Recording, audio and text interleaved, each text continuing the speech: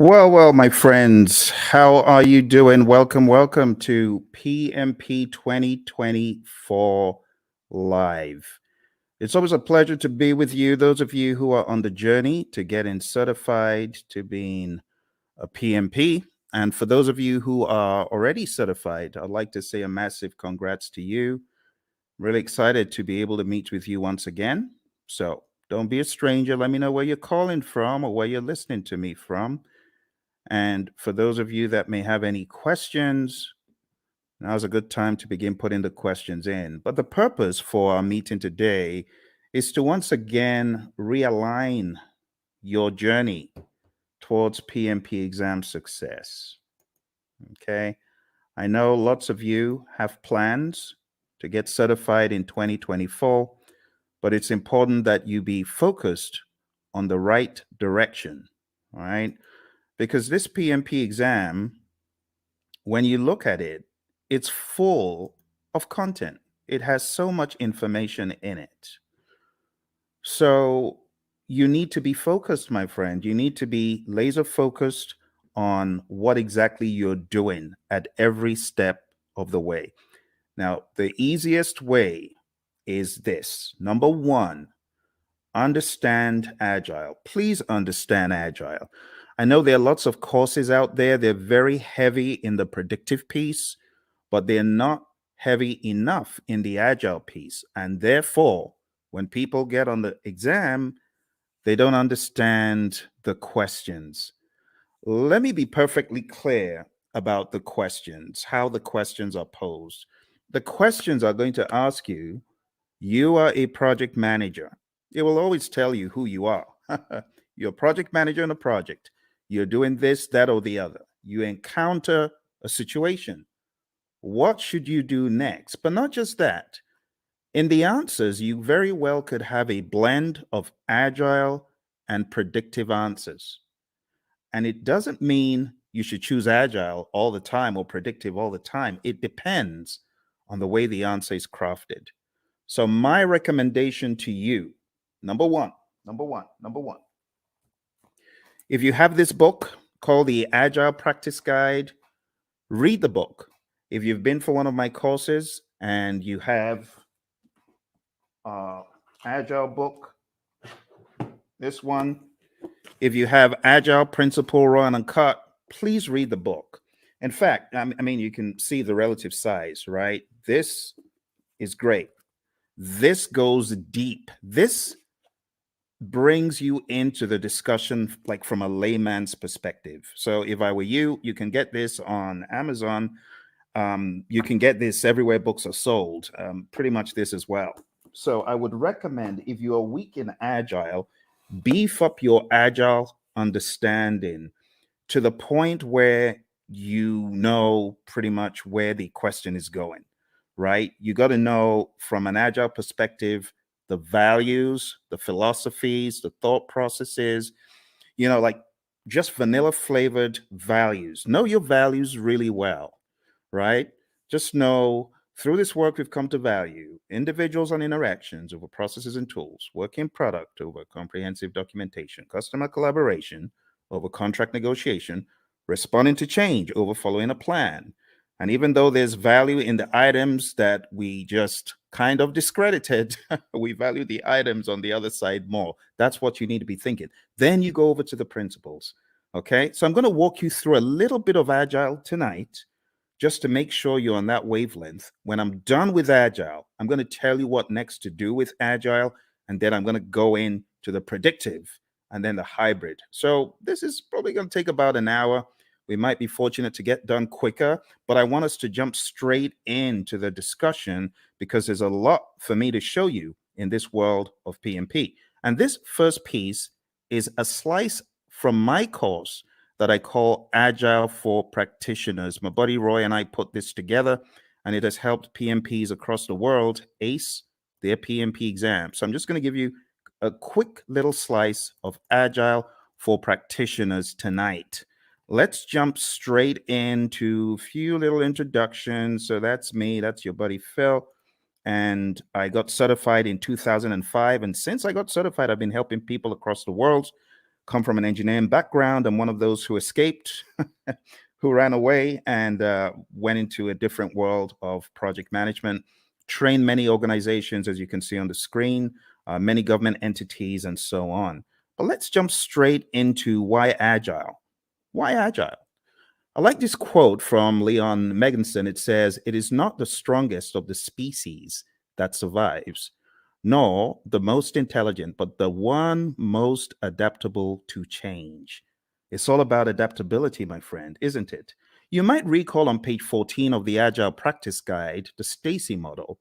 Stacy model is a great representation of different spectrums where you can be either in an agile setting or in a more simple predictive setting. The summary is you don't have to be agile in practice every single project. For example, you don't have to use Scrum on every single project.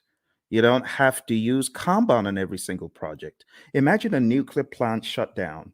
You can't do that saying, we're going to do everything entirely agile. Heaven forbid. You got to be predictive in some instances. And that's why we have the simple zone where we are close to agreement in the requirements and close to certainty as far as the technicality. So we've already gotten that out of the way, right? There's that understanding. Now, taking it up a notch to help you with your philosophies, the idea is in the world of project management, which of these is most important every time? If I asked you to select three things, just three things that you feel are mega important every time, what would they be? Would you choose time? I'm curious. Why don't you chat into me and say, "Hey Phil, this is what I think. This is what I think is most important on projects all the time." You want to try that? Go for it. Go for it. Go for it. Tell me, what do you think is hyper important? Three things if you're going to choose three out of these. Any ideas? Is it schedule? Is it budget?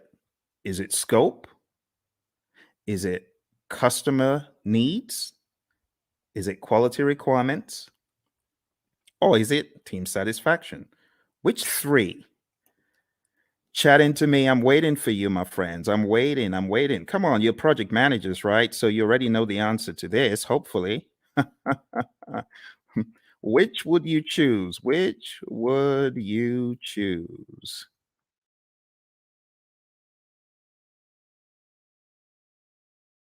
All right. Which would you choose? Everyone's trying to be all cute here. All right. Well, what I would choose is probably not the first one because delivering on schedule, if I don't deliver quality, is going to be frowned on. Don't you agree? If I delivered on schedule, but my customer is not happy, what good is that? Right? What about delivering on budget? You deliver on budget, but your customer is not happy. You got issues. You see where the train is going now? So, in order to answer this question, you need to ask, what about the customer? That needs to be actually one of the first things, but it's not the first thing that you think about. You know, the very first thing you should think about? The very first thing you should think about is the restaurant analogy.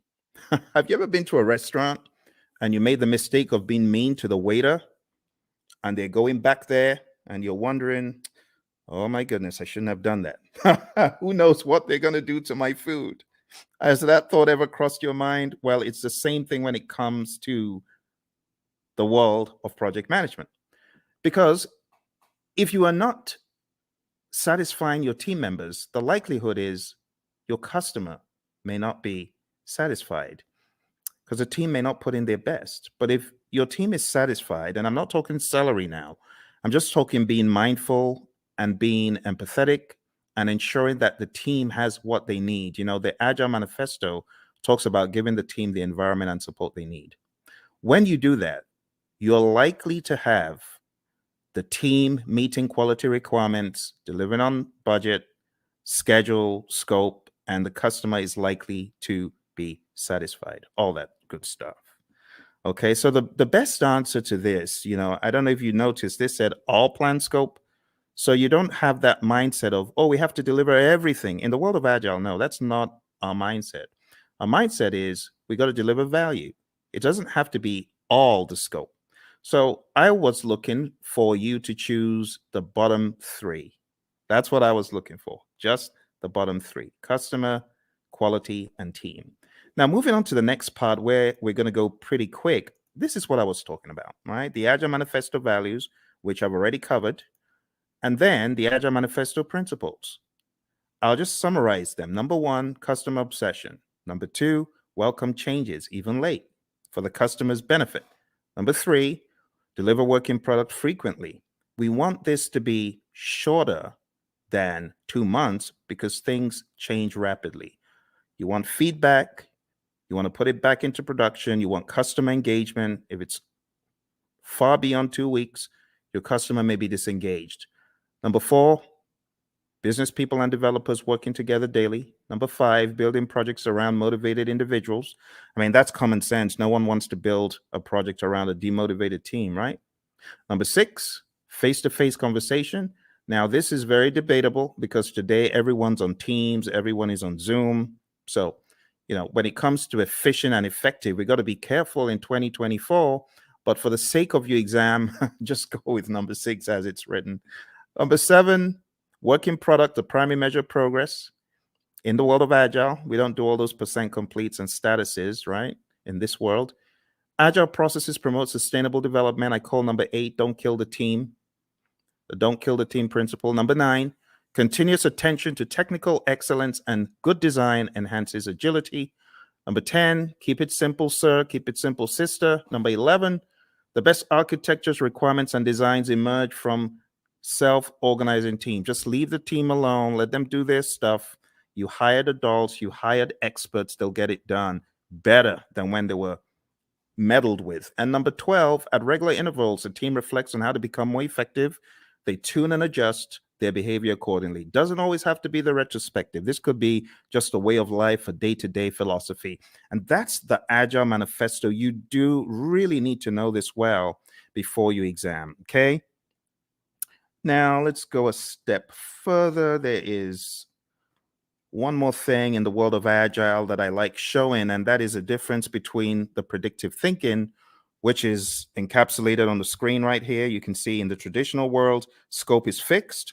But in the world of Agile, what happens? We flip the triangle on its head, and scope is now flexible, right? What is fixed is we have a fixed time box, that's schedule, and then we have a fixed budget, team size. So don't forget these core things about the world of Agile. Finally, before we get out of Agile, I just want to remind you, because I know a lot of people fight this one. The most popular Agile framework is Scrum, okay? If you haven't read the Scrum Guide, you should. Go to scrumguides.org, download it, read it, right? Scrum is a lightweight, easy to understand model. It's based on 3 pillars of transparency, inspection, and adaptation. This is a sequence of activities. What happens? Number one, we have a product backlog, and it's a list of all the things our customers want. Then we have an event. It's called sprint planning. Sprint planning is where we meet to decide what we're going to get done in the sprint. As a result of that meeting, we get a sprint backlog. Once we get our sprint backlog, we then have our marching orders. We are already in the sprint, technically, once we start the sprint planning event. But the next event that happens is the daily scrum. The daily scrum is something that we do every 24 hours. Don't say, oh, we do a weekly daily scrum. No, that's not a daily scrum. It has to be daily. So the daily scrum is where the team meets. They meet as a sync up meeting. It is not a status meeting. Please don't choose that on the exam when they give you the trick question that says the daily scrum is a what? Don't choose status meeting. It's not a status meeting. It's a planning meeting. It's a sync up meeting. There's a difference. So it's not status. Don't think status. We could either answer the 3 questions, and with a mature team, you don't need to pass the mic around. They know what to talk about, right? But some teams prefer to not answer the 3 questions. They prefer to walk the board or just do some other configuration, right? Some very mature teams, they may not even walk the board or answer the 3 questions. But for the sake of your exam, understand that the 3 questions is pretty staple, and then the walking the board. It's talked about in the Agile Practice Guide, okay? Then the sprint, how long is a sprint? 4 weeks or less in the world of Scrum.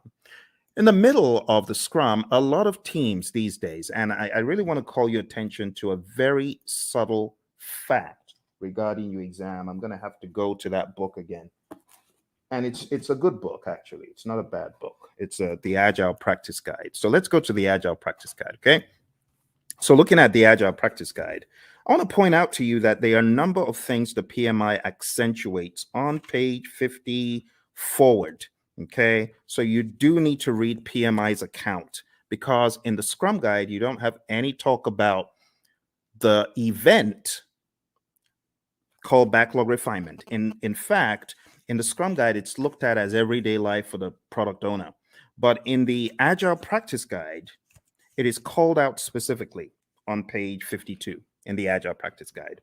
And it just reads, in iteration-based Agile, the product owner often works with a team to prepare some stories for the upcoming iteration during one or more sessions in the middle of the iteration, okay? So this account is about 2 paragraphs, but you don't find this in the Scrum Guide. You should pay attention to backlog refinement. You should pay attention to PMI's account of Agile, PMI's account of all things that are on the exam, okay? So even though backlog refinement in this image, I've graded because it's optional, you should, as a PMP candidate, be aware that PMI has 2 full paragraphs. It says there is no consensus on how long the refinement should be. There's a continuum of just-in-time refinement for flow-based Agile. The team takes the next card off the to-do column and discusses it. And then it says many iteration-based Agile teams use the time-boxed 1-hour discussion midway through a 2-week iteration. And that's exactly what I'm depicting on the screen. This is midway through the iteration. The team takes some time out. They do the backlog refinement. They go through the whole idea behind the INVEST acronym. Now, this is not a place for us to debate whether it is good or bad, because I have some of the Agile zealots who hate the INVEST acronym. Don't listen to them.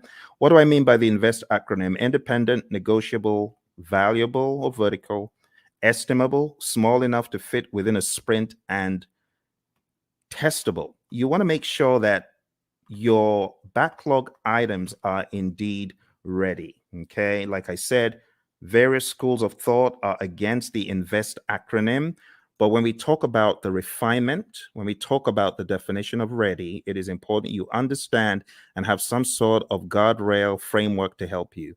So this helps achieve definition of ready, okay?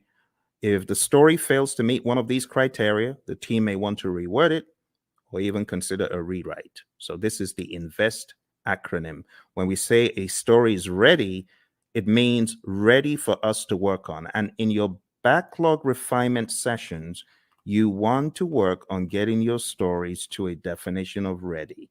Okay, it's just that simple. When you get certified, you can, join the debate about whether backlog refinement should be done with the INVEST acronym, whether definition of ready is good or bad. I'm not here for all that, right? But just know for your exam, it's in the Agile Practice Guide. All right, moving on. We have the sprint review event, and this is where the customer, could be the end user involved as well, the stakeholders. This is where there is a review of what was created, the increment, right? And just be aware that the sprint review event is not a gate before you can release value, right? You can release value all through the sprint. It doesn't have to be one time. And in fact, you could get to the end of a sprint and you may not have a featured enough item, so you may not actually release. That's why we call it a potentially shippable increment. Lastly, we have the sprint retrospective event. And in the sprint retrospective, you already know this, I'm sure. This is where the team reflects, they look at what they could have done differently, what went well, what didn't go so well. It could also be a great team bonding exercise, and it's generally closed off to the Scrum team. And when I say Scrum team, I'm talking about the product owner, the Scrum master, and the developers, okay? So feel free to put any questions in there if you've got any questions for me, because I know for some of you, we have already gone through an extensive 35-hour course. You already know a lot of this stuff, but you might have forgotten some of it. For your exam, you got to understand the roles really well. The product owner role, I highly advise you to dig into PMI's Agile Practice Guide and understand their perspective of what this role does. I also advise you to look into the Scrum Guide to get a better idea of the product owner's role. I call the product owner the Chief Value Officer. Also understand what the Scrum Master does. The Scrum Master is a coach, not just a coach for the immediate team, but also a coach for the entire organization. This is someone who should be a champion in my mind for Agile and someone who should be making change on a grander scale. When you get into the nitty-gritty of your exam, you do need to know the 5 events. So the sprint, understand that in the world of Scrum, it's 4 weeks or less. Understand what sprint planning is all about. As I said, one of the things you should do before coming into sprint planning is you should have done some backlog refinement. So all your time isn't going on breaking down those huge monster epics or just realizing what exactly the customer was asking for all along. This is where the product owner needs to wear the hat of Chief Value Officer, understand what should have come next. And when you get into sprint planning, it's generally going to go a lot smoother. The daily scrum, as far as this is concerned, the 15 minutes is pretty standard. It's non-negotiable for your exam. Just know that 15 minutes is a time box. When it comes to backlog refinement, like I said, we want our stories or our requests to be sprint ready. Again, in industry, there's the debate of, well, stories aren't needed in Scrum. They're not in the Scrum Guide. Yes, but for your exam, understand what stories are. I have to say these things because the landscape of Agile is changing very rapidly. When it comes to the sprint review, it's showcasing working product to the stakeholders. It's important that we don't relegate it to just a mere demo, but we see this as a working meeting. We can use this meeting to discuss metrics, what was not done and why. Delivery team demos the working product. The customers may even test it out. Physical products. We have a client of ours who had this physical autonomous vehicle, and customers could get to actually test out such things in a demo. All right. And then the retrospective, like I said, it should be a safe space. You want to understand what worked well, what didn't work well, and you could have some items that you take back to put into the product backlog for the next sprint so that you can improve on those items. But this is not mandatory. It used to be, but it's not mandatory anymore. Okay, a few quick memory joggers. A list of some of the long list of requirements, only those to be done in a sprint. Okay, I'm going to move very quickly. So these are just joggers for your memory, right? Since it says some, it is not talking about the all-encompassing product backlog. This is just talking about the sprint backlog. What about this one? The product backlog is prioritized and owned by whom? Okay, I've already given you the answer to this earlier on. So this is talking about the Chief Value Officer, aka product owner. All right, how about this one? The first event of a sprint is what? Okay, if you were listening in the beginning, you would have gotten that it's the sprint planning event. All right, let's go to the next one.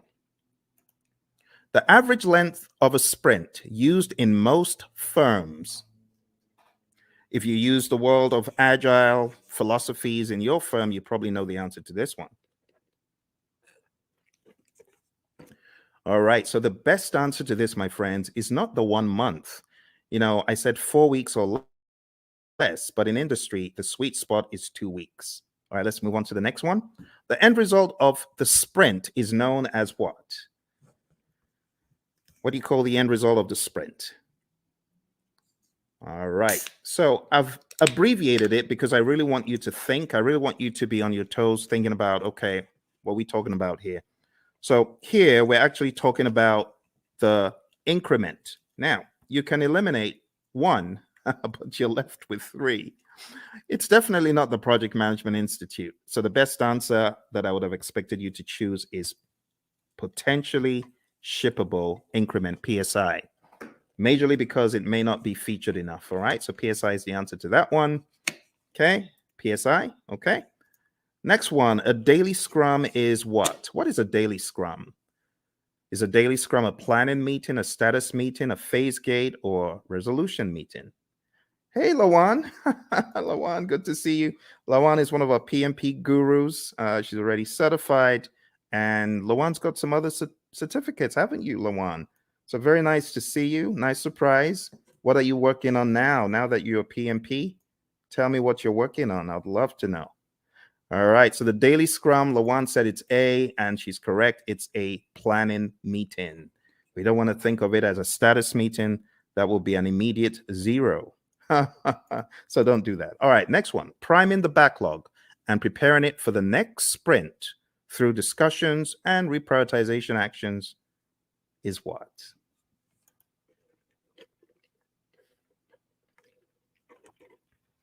Awesome. Lawan is on it. She is on it.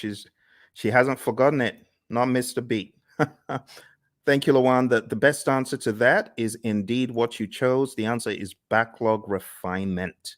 And backlog refinement, we talk about it as being not mandatory as far as an event, but in the Agile Practice Guide, we see it there front and center. All right. The potentially shippable increment should be shown to the customer in a demonstration. This is known as what?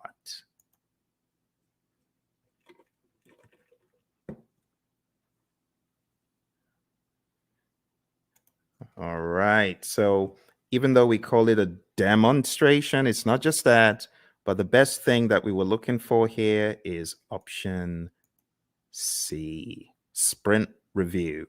Now, again, just so you know, there's a lot of controversy in the world of Agile and Scrum when you call the sprint planning or sprint review or sprint retrospective a ceremony.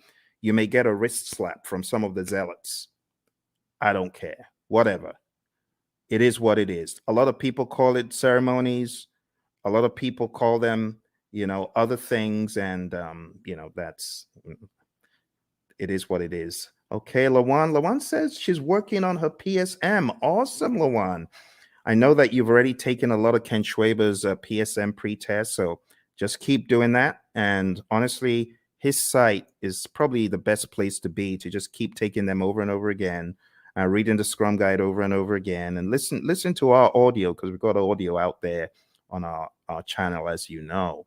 But well done, and try your best to listen to the lessons learned that are out there. We got lessons learned from the PSM from our friend Darian and Cindy, who both got certified last year. So I would recommend listening to them. I am going to put a link in the chat right now so that you can go listen to that episode. You can go listen to that episode and get some wisdom from both of them. They both got certified less than a year ago for the PSM.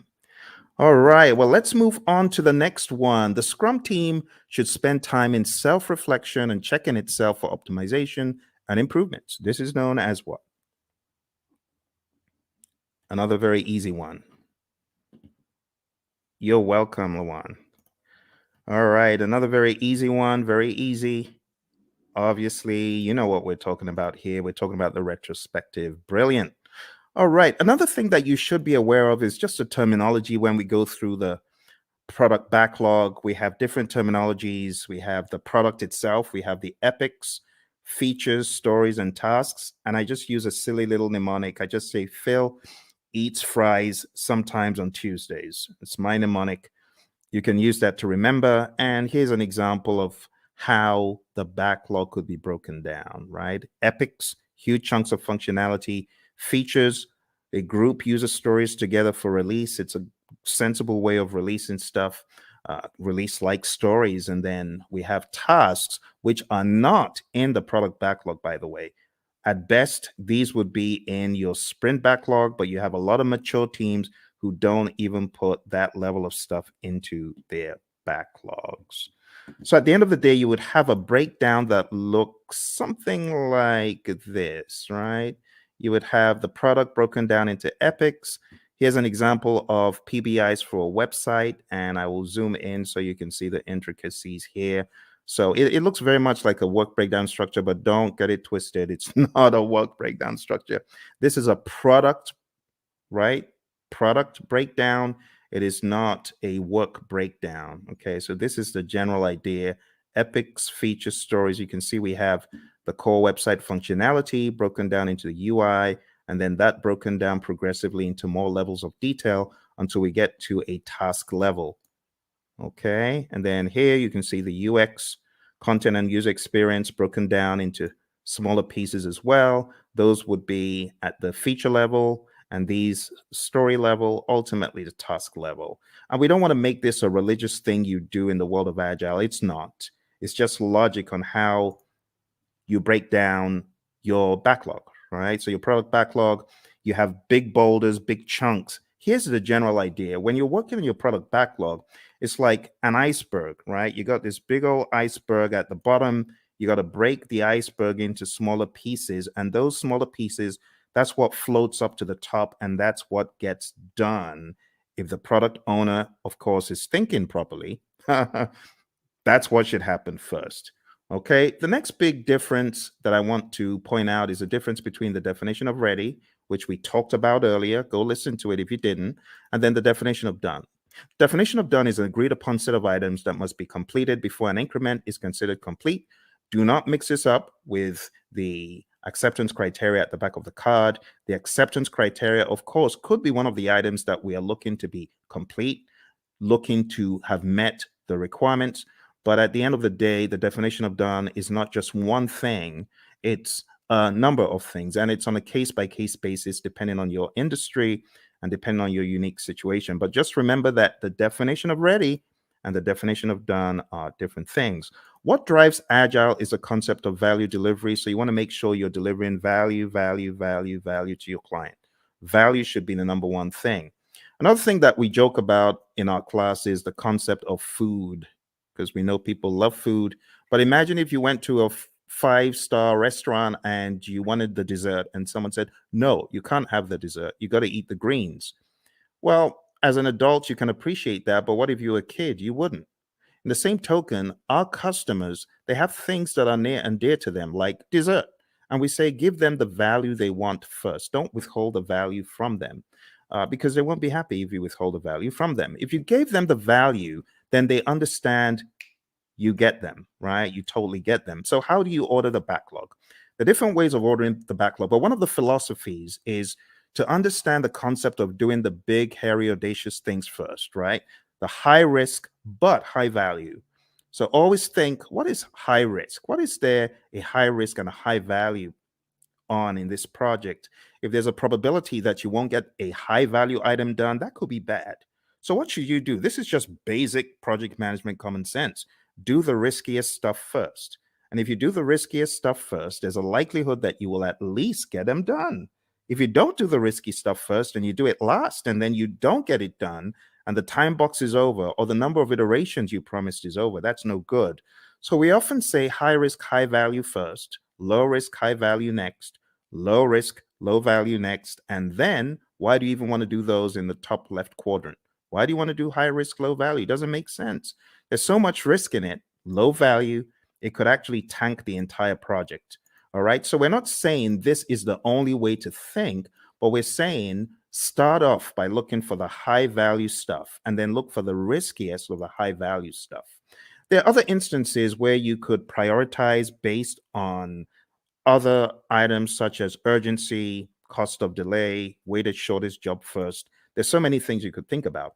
So when we think about ordering the backlog, the job of the product owner is a rather interesting one because the product owner has to think so many things: revenue, demand, importance to end users, frequency of use, the risk of not having it, and so on and so forth. So as a product owner, your thinking always needs to be what is most important. Now, the product owner sometimes falls into the fire alarm trap, which is pandering to people who are shouting the loudest. That is not the way to do it. You want to use more sensible criteria like NPV, ROI, Moscow, and Kano, which are really just categorization techniques when you think about it.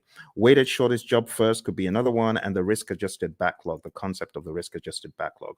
So there's so many pieces that you need to master for your PMP exam, but ultimately, you're going to understand that Agile is front and center, because I cannot tell you how many people have cried, my Agile was so huge on the exam.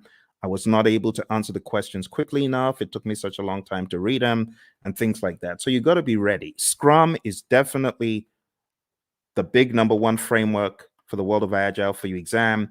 And then the number two framework that I would highly advise you to hone in on is Kanban. Just understanding how Kanban is structured, what it actually means when we say limit your whip and why we say limit your whip.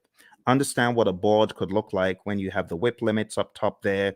Understand what it means when we say the lead time, the cycle time, and things such as that. And understand this concept, because while it may not be tested on the exam, it's good to have the agile philosophy of there's a cost for delaying delivering value to your customer. If you're not delivering value quickly enough, then your customer could tank, your customer could fall off the radar, your customer could go out of business. So we want you to have that mindset, okay? And last but not least, I'll just say have a mentality of the shuhari, right? Alistair Coburn brought this into the world of Agile from the world of Aikido, and it's just a great philosophy to understand. You got to go through a period of blind obedience. So I remember when the PMI Phoenix chapter brought the whole CSM bandwagon to our chapter, and I was one of the people who jumped on it. And our trainer was receiving a lot of consternation. Tom Mellor was receiving a lot of consternation from the PMPs because they felt, what is this? This doesn't make sense. Why should we do this? Don't criticize our project management and things such as that. But blind obedience is best. Honestly, if you're coming into the world of Agile, just leave all your predictive stuff at the door, because I was in the world of predictive for eons, but I had to embrace, as they say in the military, embrace the suck. I had to embrace what Agile was bringing, the change in mindset. And not until I embraced it and I went fully in did I fully get it. So the blind obedience stage is really important. After the blind obedience, you get to the heart stage, consciously moving away from the rules, detaching, breaking free. And when you have done this for a period, you now understand the why, and you are just on autopilot Agile when you get to the restage. You're unconsciously finding an individual path to go beyond or transcend. So, my friends, for your exam, this is the first piece that I wanted to introduce to you because Agile is big. It's really big. Now, if you haven't already realized, your exam is going to be based on people, process, and business. And people, process, business could cut across the world of Agile, or it could also cut across the world of predictive. Yes. And that is why the 12, I should not say the 12 principles. 12 principles are important. That's in PMBOK 7. So let me just get the 12 principles out of the way for a quick second. 12 principles. Let's talk about that. So for those of you that haven't read about the 12 principles, I want you to download a PMI PDF. I'm going to try to put that PDF in the comments below. So PMI 12 principles. I'm going to share a very, very helpful PDF because it could help you. Like if your exam is tomorrow, you obviously aren't going to have time to read this book, even though it's not as big as the 6th edition, but it's still a significant effort. But maybe, just maybe you could go through the 12 principles in this PDF. So let me show you what is in this PDF. And this will be a very quick run through because the philosophies are quite important. Okay, so let me share this with you. The philosophies in the 12 principles. Let's go very quick. So you can see the 12 principles over here, right? You can see stewardship, team, stakeholders, value, and so on. Let's start from stewardship. Going all the way back to stewardship. So this just says you've got to be a diligent, respectful, and caring steward. All of those things there are extracted from the PMBOK 7th edition, and this is kind of like the most significant part of the book in my mind. So if you open up the PMBOK Guide 7th edition and you go to page 24, okay, I want to make it very clear, very clear. Okay, here, this is it. This is it. I know it looks looks transparent, but this is it. PMBOK 7th edition. So if you go to PMBOK Guide 7th edition and you go to page 24, it says, be a diligent, respectful, and caring steward. And that's what you see here, stewardship. Stewardship includes integrity, care, trustworthiness, and compliance. And the summary is this: act responsibly to carry out activities with integrity, care, and trustworthiness while maintaining compliance. And that's it. Let's go to the second one. Number 2, team. So if you follow me to the next one, page 28, it just says project teams are made of individuals who wield diverse skills. And the summary is create a collaborative project team environment. That's the summary. All right. Next, we go to stakeholders. And the principle about stakeholders is one of collaboration. It just says effectively engage with stakeholders. Number 4, value. I've already talked about value today, and this just espouses that same idea. Focus on value. If it's not valuable, don't do it. Continually evaluate and adjust project alignment to business objectives and intended benefits and value. Systems thinking. Always see the big picture. It says recognize, evaluate, and respond to system interactions. That's that one.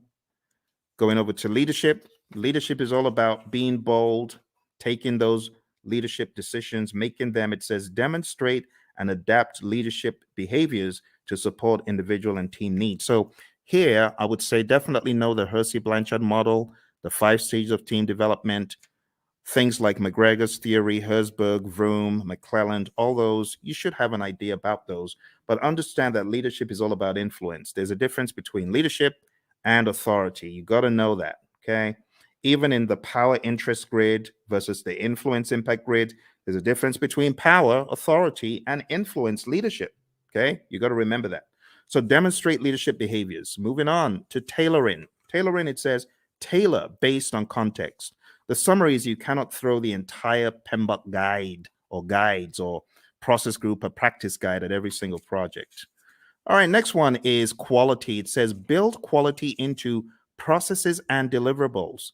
You got to think quality. It says maintain a focus on quality that produces deliverables that meet project objectives and align to the needs, uses, and acceptance requirements set forth by relevant stakeholders. Let's move on to complexity. Complexity, it says navigate complexity. The best way to navigate complexity is to understand the dimensions in it. The dimensions, human behavior, system behavior, uncertainty itself, and ambiguity, and technological innovation. There's a difference between these two. So let me go over these on page 51 very quick for you. Ambiguity is a state of being unclear. It says of not knowing what to expect or how to comprehend a situation. Then it says uncertainty is a lack of understanding and awareness of issues, events, paths to follow, or solutions. The summary is this. PMI is saying complexity is a characteristic of a project, and you as a project manager, you need to know how to manage it. How do you manage complexity? Let me take you back in time to the Stacy complexity model, remember? Now, how did we say we would work on complexity? We're going to break things down into smaller pieces, do things in iteration. Sounds like agile, right? Because that's what we're talking about. All right, number 10, optimize risk responses. It says continually evaluate exposure to risks, both opportunities and threats, to maximize positive impacts and minimize negative impacts to the project and its outcomes. Number 11, embrace adaptability and resiliency. It says build adaptability and resiliency into the organizations and the project team's approaches. It says most projects encounter challenges or obstacles at some stage. The combined attributes of adaptability and resiliency in the project team's approach to a project help the project accommodate impacts and thrive. Adaptability refers to the ability to respond to changing conditions. Resiliency consists of 2 components: the ability to absorb impacts and the ability to recover quickly from setback or failure. Last but not least, we have number 12, one of my favorites, and this says enable change to achieve the envisioned future state. It says prepare those impacted for the adoption and sustainment of new and different behaviors and processes required for the transition from the current state to the intended future state. Here's the deal, my friends. If you're ever going through change, just remember that people are different. Some people cannot absorb change very well, and others can. So you must approach it from a humanistic standpoint. You have to be empathetic. You have to understand the J curve, the way the J curve works. People are going to be in that valley of the J curve, pondering and wondering, how does this impact my life? They're going to be down in the dumps. So what the PMI advocates quite a lot is sense-making sessions. Don't forget the people. All right. And that's pretty much it for PMBOK 7. For those of you who have been asking the question, Phil, does that mean I need to just read the entire PMBOK 7? I've told you, listen to what I'm telling you. Read. I've given you one PDF. Can I give you one more PDF from the PMI? Let me give you one more PDF from the PMI. I'm going to give you the domains PDF because I know some of you, you're still wondering, but what about the domains? I need to know the domains. Okay, I'll show you the domains. You want domains? We'll go to domains tonight. I'll show you. So here we go. Here are the domains. Okay, just to ensure that your curiosity is satisfied, there are 8 domains in the PMBOK Guide 7th edition. Now, stay with me because I know some of you are fixing to run away. Stay with me. Okay, I got to explain this. This is PMBOK 7. This is PMBOK 6. PMBOK 6 is a wildebeest. It's huge, right? It has 756 pages. This one, on the other hand, has 300 and something pages. However, when it comes to predictive project management, this does not do a good enough job, which is why the PMI have included in their library something called Process Groups of Practice Guide. And that took from the now out of publication 6th edition, and they put together Process Groups of Practice Guide to walk people through the knowledges and process groups. Because, should I just be honest? People ain't buying the domains. People are like, we've known the process groups and knowledges for the past 2.5 decades.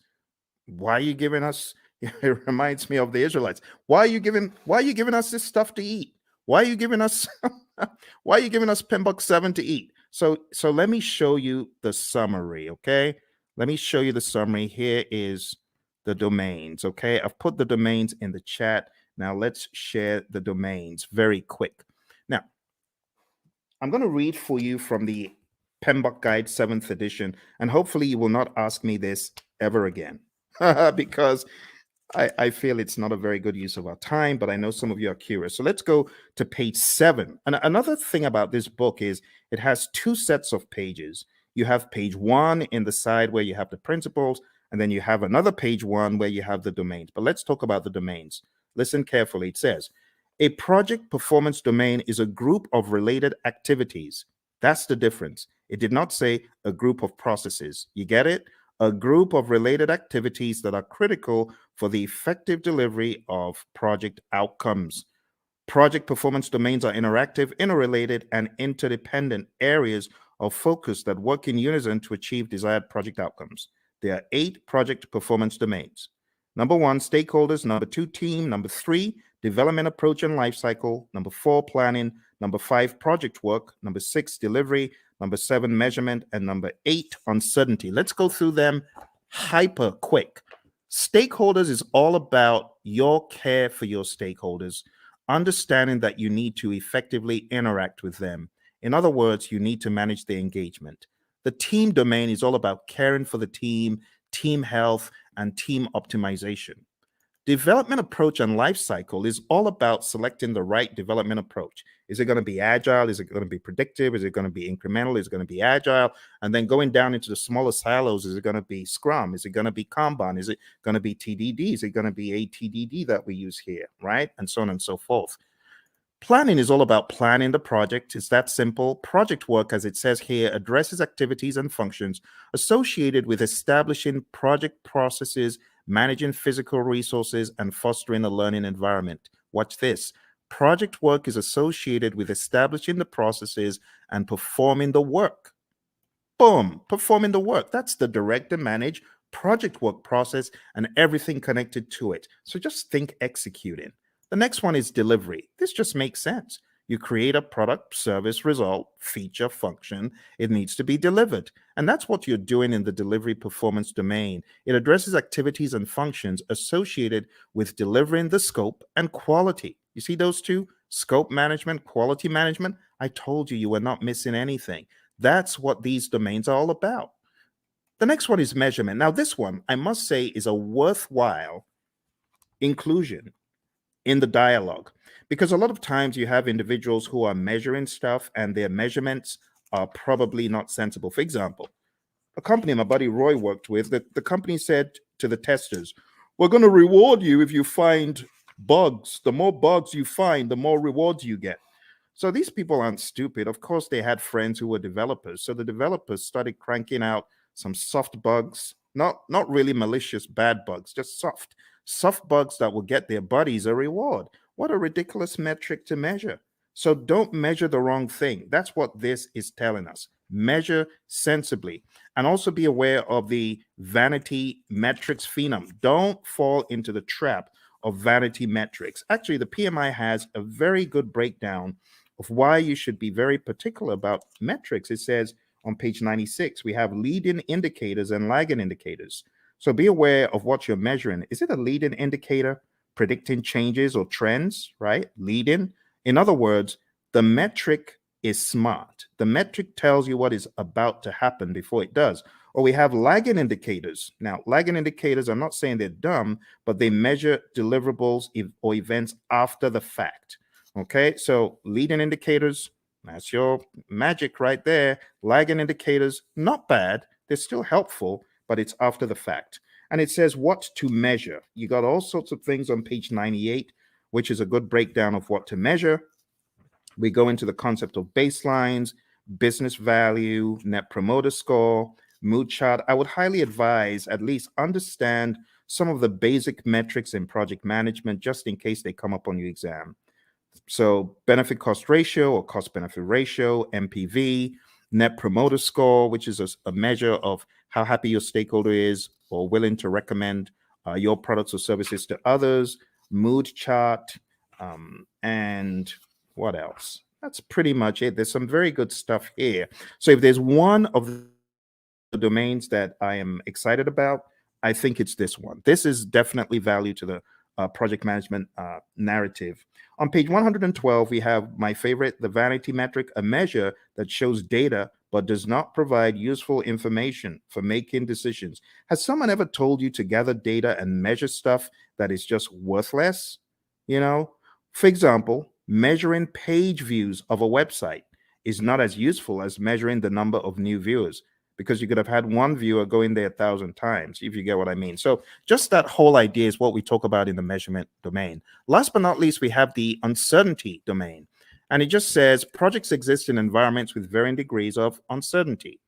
In that vein, the project manager needs to have a plan, a mousetrap for how to measure the usual suspects. There are 5 of them: uncertainty, a lack of understanding and awareness of issues; ambiguity, a state of being unclear; complexity, a characteristic of a program or project or its environment that is difficult to manage due to human behavior, system behavior, and ambiguity; volatility; and then risk. And honestly, that's it. That's it for your 8 domains. We don't really have to go any further. It would be a waste of time. Now, if you have any questions, I would love to answer your questions. We're going to be hitting about an hour very soon. But before we jump off the call today, there's one more thing that will be in order. And what I want to do next is just talk about the world, deeper world, the deeper world of project management by going into, it's the grid. The grid, everyone's like, oh my goodness, not that again. This grid is very important, my friends. It's important for your project management journey. I know a lot of people are not very keen on it, but trust me, you need this. You really need this. You really need this thing I'm about to show you. And it's the 5 process groups and the 10 knowledge areas. We have to go through it tonight. I couldn't let you escape without it. So I would like for you to get a pen and a paper. It's going to be a worthwhile experience. It's going to be good. Let's work on this together. And as I go through it, I want you to ask any questions. Okay, if you have any questions, now would be a great time to ask them. So, in the world of project management, according to the PMI, way back in time, there are 5 process groups of project management, and they're just 5 buckets. I just call them buckets of things that need to be done in order for us to get project work done. And when I say project work, I'm talking more about the work that the project manager and the team are going to do to manage the project. You see, there's a difference between doing the work versus managing the project. You hear the PMI talk about a product life cycle. That's all about doing the work. But then there's talk about a project management life cycle, which is really code for the process groups. So if you're taking this exam, what is going to help it become easy for you? I heard this again from one of our latest PMPs. Shout out to Lily, who got certified about 4 days ago. She said the same thing. This will help your exam. Highly recommend that you watch this over and over again and you work with me. I am going to be typing in all of the process names and I'm going to be explaining them to you. All right. So why don't we get started with the first area of knowledge? Because we got, I prefer extra money in cash at the top, or I prefer eating mangoes chilled. And then we've got, I saw 6 chipmunks quietly roasting coffee, reading poetry stories. Or I saw 6 Cubans quietly rolling cigars, really puffing smoke. You choose whatever one you want. As long as you remember the 10 areas of knowledge, I'm good. Moving into each one, we have the very first, which is integration. I'm going to be making them a bright yellow as I go through. Hopefully, I remember to be consistent with it. And in that way, you'll know which one we're on. Okay. So right now, we're going into integration. Let's make it a bright yellow. All right. So in integration, the very first thing that happens is the develop project charter process. And in Develop Project Charter, you are creating a document that authorizes the project. You, the project manager, could be working on this, but you don't necessarily have to, because if you've got a sponsor who is capable, they could create this by themselves. They don't need you to do it.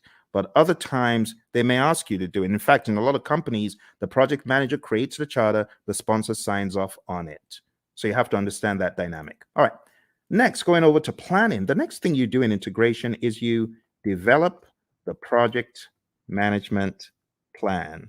And this is where you put the big plan together, because there's a lot of stuff that actually happens under the process that we're not seeing yet.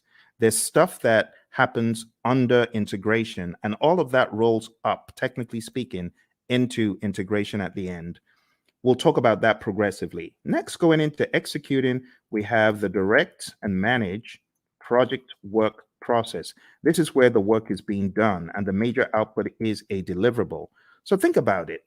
Everything that you're doing in project management, whether you're making a chicken sandwich or whether you're working on software or code or whatever, you will have the time when you need to do the work. And direct and manage project work is where the project manager is helping by directing and managing what needs to be done. Okay. From direct to manage project work, in addition to deliverables, we get something called the issue log, and we also get work performance data, which is just like you as a project manager, you are observing what is happening on the project. You know, you're observing how many widgets have defects. You might be observing which employees are unable to come in for work. We call that work performance data. The other thing that happens here in executing and integration is manage project knowledge. Okay, and then moving over to monitoring and controlling, we have a process called monitor and control project work. And this is where we are creating reports. We call them work performance reports. And the reports help understand the status of the project and so on. And the other thing that happens here is called perform integrated change control.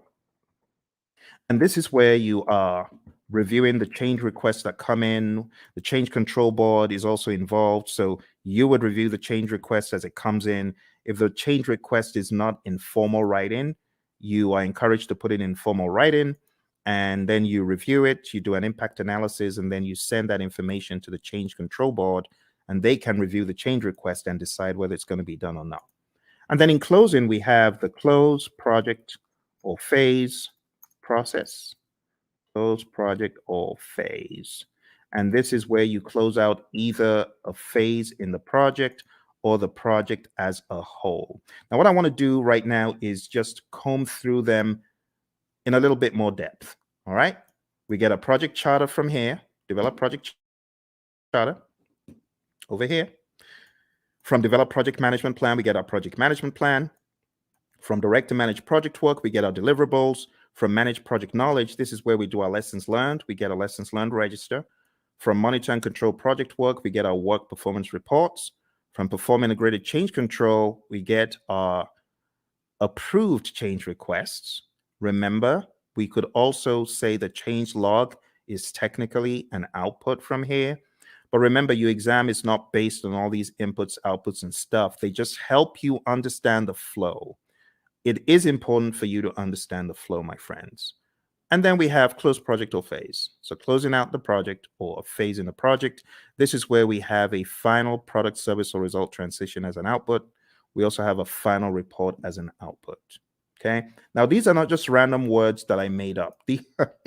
These are indeed things in the PMBOK Guide 6th edition and things that are helpful for you to know as you traverse the landscape of project management as you prepare for your exam. Okay. All right. I hope that makes sense. Do send in any questions if you have questions. So that's the first knowledge area. Now, everything that happens under integration, you got to look at it like this. Look at it like this. All this stuff under rolls up. All the stuff under rolls up, technically speaking. Now here, I know we only have one process here, but technically speaking, what you have in identifying the stakeholders, you want to make sure the stakeholders buy into the charter. All the stuff you have here in planning is going to add up to your project management plan. All the stuff you do in executing is pretty much governed, talking about governance from an integrative standpoint. Everything you do in monitoring and controlling is governed up here because all you're checking to see if you're going according to plan in all the knowledge areas is governed at a higher level in monitor and control project work. And close project or phase, it just has that. Okay. And that's the general high level idea. Now we're going to be going crazily quick. So I'm going to put the responsibility in your court to tell me to slow down or stop, because I'm just going to go pedal to metal from here. Okay. All right. So draw along, follow along. It will be a good exercise. Going into planning, we have plan, scope, management as a process where we decide how to manage scope. Then we have collect requirements, where we are collecting all the requirements, functional requirements, business requirements, and so on. Then we have the define scope process, where we create the project scope statement, which has all the inclusions, exclusions, detailed deliverable description, and so on. Then we have create WBS, which is where we create the work breakdown structure. Then we jump across to the monitoring and controlling process group. And here we have two things. We have validate scope. This is where your customer checks the product, service, or result. And then we have control scope. And this is where you, as a great project manager, you're controlling the scope, making sure people aren't adding extras. Okay, good. Let's move into schedule management. In schedule management, the first thing that we have here is plan schedule management. Plan schedule management is where you create a plan for how to develop and manage the schedule. Then we have define activities, where we list out the activities that need to be done. Sequence activities, where we put the activities in order of occurrence. And estimate activity durations, where we decide how long each activity will take.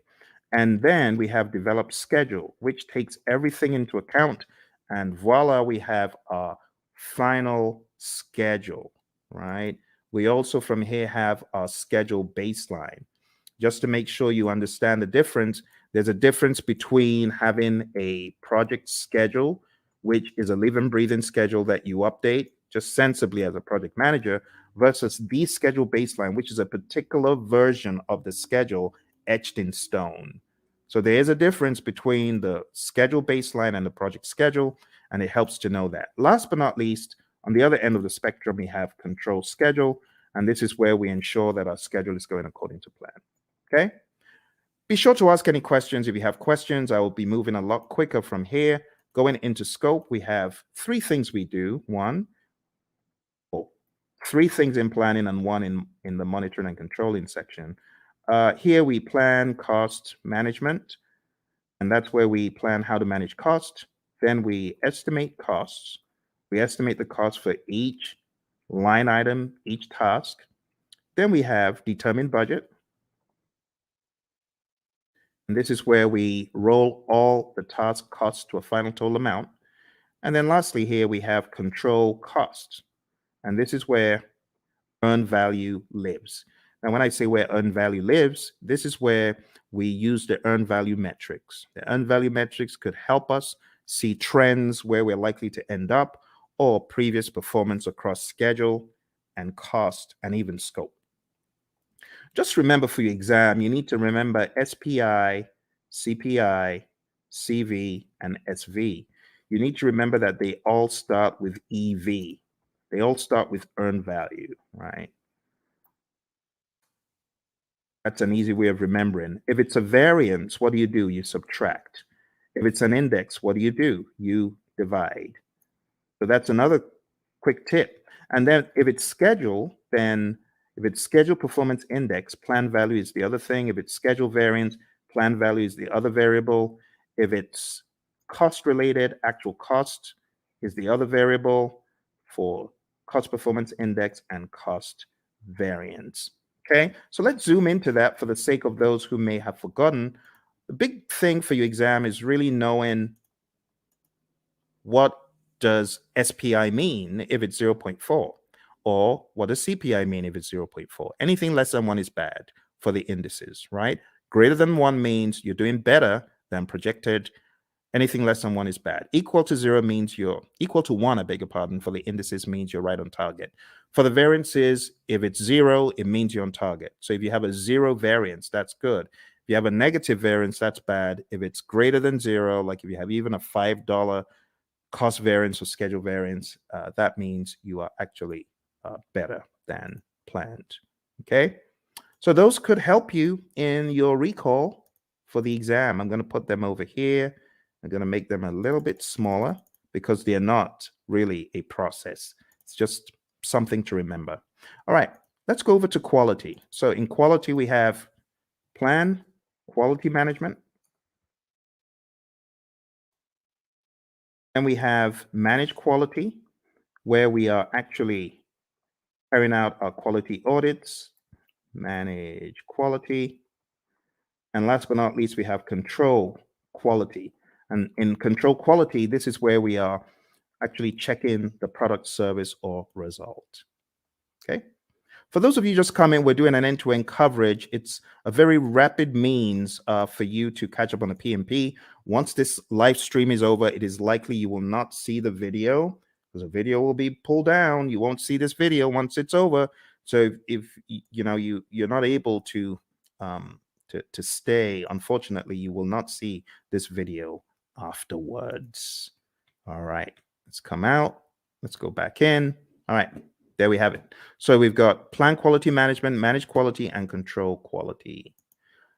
Moving on to the next thing we're talking about, we're going to talk about resources. Moving on to resources, we have 6 things here. We have plan resource management. We have estimate, activity, resources, and those 2 happen in planning. In executing, as far as resources concerned, we have acquire resources, we have develop team, and then we have manage team. And what are the differences? In develop team, this is where our team goes for team building. They get trained, they get educated in project affairs if they need to, or technical things. And then in managed team, this is where we give the team feedback. And last but not least, here we have control resources. All right. If there are any questions whatsoever about what you get out of the processes, please ask. I know I'm going pretty quick because I have so many videos about this stuff on the channel that I'm expecting that you might have maybe even already gone through some of those. Okay, let's go on to the next one. Next one is communications. And in the communications knowledge area, you're going to do three things. You're going to plan communications management. You are going to manage communications. In other words, you're going to communicate. This is where you're going to distribute information to people. This is where you could have reporting done in meetings. And last but not least, we have monitor communications. Okay. Again, I want to encourage you, if you haven't mastered this, this is important for your PMP exam. I know some people feel, oh, this is old stuff. Trust me when I tell you, I cannot count how many people I've heard from that this helped them put the big map together. So I really want to stress, if you haven't mastered this, please spend some time in doing so. Okay. All right. Let's make these a little bit smaller because we got a really big one coming up. We got risk. Risk is a significant beast. It's very, very big. So let's go on to risk. And risk starts off as usual with plan risk management. This is where we create a plan for how to manage risk. Then we identify the risks. Then we perform a qualitative risk analysis. Think about it like a high, medium, low, or on a scale, numbers that generally don't equate to the same thing from project to project, but they help us in the prioritization of the risks, as far as which risks are we going to go after, which ones are we going to leave alone, so on and so forth. All right, moving on. We have perform quantitative risk analysis. And this is where we analyze the risks from a numeric standpoint that is also dollar related, or something quantitative like weeks. You could analyze from a schedule perspective, how many weeks, how many days, and that's an absolute. That is not qualitative. Or how much money is going to be the result of this risk as far as contingencies are concerned. This is where you're getting really into some hardcore amounts. The next thing that happens is called plan risk responses. And then we jump across to executing, and then we implement those responses. Okay. And last but not least, we have monitor risks. Now, when it comes to plan risk responses, again, I'll take some time out to talk about the A team, not Mr. T and the A team, but avoid, transfer, escalate, accept, and mitigate. Okay. So these five are your approaches for negative risk or threats. We also have another five for positive risk or opportunities. And I'm just going to put them here sneakily. I know it shouldn't be there, but I'm going to put them there because I want to share them with you. I call it EASEE, easy, right? Easy. It just stands for exploit, accept, share, escalate, and enhance. You got to know these really well. Look on the channel because I have videos. Avoid. Let me just blow this up a little bit so that you can see it a little clearer. Okay, let's blow that up. Okay, so avoid, and feel free to take screenshots. That's fine if you want to take screenshots, right? So avoid is avoiding the risk altogether, 100%. The risk doesn't happen or it doesn't impact at all. Transfer is transferring to a third party. Escalating is elevating the risk to either your boss because it's beyond your power or your authority, or you could escalate because it's affecting other parts of the organization. Accept is doing nothing. We have passive and active accept, and mitigate is reducing the probability of impact. On the side of the easy, which really should be here, but I'm just making this quick. The easy is for the positive risk. So you could exploit a risk. That's 100%. That positive risk is going to happen, right? That's what we mean by exploit. 100% will happen. Accept is doing nothing. We have passive and active accept again. Sharing, again, same strategy as I said for transfer. You involve a third party. It could be a special purpose company. It could be a sister organization that you share the positive risk with.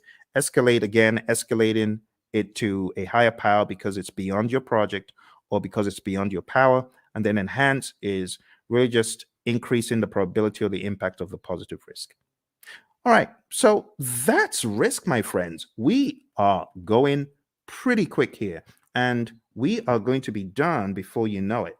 Let me go back and share the last pieces of information because we have just 2 more knowledge areas. Aren't you amazed at how quick that has gone? You know, in some courses, the entire 1 week is spent on that. They spent 5 days taking you through what I'm showing you in minutes. That's why you need to come to my course. Come to my course. I'll do a lot of time optimization for you. You want to join my course, go to hpmexam.com or go to tinyurl.com/elite PMP or tinyurl.com/elite CAPM. I'm going to put those links in the chat because I know some of you are like, how do I join your program, Phil? Well, you just need to go to Elite PMP. You can start studying with me tonight, like right away. You can start studying with me right now because if you sign up there, you'll be able to join immediately. It's on Udemy and costs 24 hours a day. You just decide when you want to join. And if you're getting ready for the CAPM exam and you're wondering how to get certified, you can join me on the Elite CAPM program as well. I'm going to put that in the link. Do that. Put that in the chat. So go to Elite CAPM if you're keen on studying with me for the CAPM exam. And then if you want to be on my full-blown training for project managers, not only to get them PMP certified, but also to elevate them to the next level after PMP. In other words, showing you how to succeed. You can just jump into my program, which is called hpmexam.com PMP exam immersion. Let me put that in the chat as well for those of you who are curious, because I know some of you are feeling the training right now. You're like, my goodness, I just spent $2,000. I spent 10 times more. I got 10 times less in a different program. If that's you, I want you to smash that like button. Tell me if that's you. I want you to hit like. I want you to subscribe to the channel, and I actually need you to share it with your friends. Okay, that's what I need you to do. So if you want to study with me, do that. And if you're like, Phil, I ain't got a dime. I'm just trying to get by. Hey, that used to be me. That used to be me back in 05. I didn't have a dime. And that's why I've got you covered. I've got a free 30-hour program right here on YouTube. For those of you who are on YouTube, those of you who are on the other platforms, thank you for joining me from the other platforms. I see you. I see all of you across the platforms. So if that's you and you're like, Phil, I ain't got a dime, I got you covered. I'm going to put a link in the chat, and this is to my 30-hour free program, totally free. All you need to do is go on to pmp.pmradio.org, and I've got over 30 hours of free video. Free, totally free. No catch. The only thing I ask though, if you really want to support the channel, because I know some of you you gained so much from the channel. Just go get the book, PMP Exam Immersion, right? The PMP Exam Immersion book, I'm going to show you tonight how to put everything together in context. And if you wanted to get this book, like download the book right away, you can. This book has the deep secrets to your PMP success because it puts everything together. It puts agile, predictive, hybrid, it weaves it all together. It's called PMP Exam Immersion, the book. So I know I have the course, but this is the book. And if you get the book on the link that I just shared, you'll actually be able to download a workbook. And the workbook has 100 of these crazy, what should a project manager do next kind of questions. So whatever the case, whether you can afford it or not, I got you covered. For those of you who say, Phil, I'm just, trying to survive here. That used to be me. So I got you covered. Don't worry. Just go to pm.pmradio.org, and you're gonna be extremely delighted when you see what I have in store for you guys and girls. Okay. So let's jump into the final piece of our journey today, which is going over the last two. I'm going to make the others very small, just so that everything can fit on the screen. Okay. Some of these processes, they occupy a lot of space. I might be able to make a few of them bigger, like quality is actually not that much. And if you haven't gone through this rites of passage, well, I'm glad you're going through it right now. This is a brilliant opportunity for you to see how the entire table comes together. All right, so procurement. What do we do in procurement? Number one, we plan procurement management. Plan procurement management is where we decide, are we going to buy or not? Are we going to make or are we going to buy? If you decide to buy, then we go through the procurement process, the philosophies, right? And we do the RFPs or the RFQs or the RFI, request for proposal RFP, request for quote RFQ, request for information RFI, IFN, invitation for negotiation. I'm talking so quick because I want to get done. I want to get done. It's a weekend. It's a weekend. You see, the labor of love, your buddy Phil is here for you to help you. Because once I hit the road again, it's going to be hard for me to do these. And I hit the road very shortly.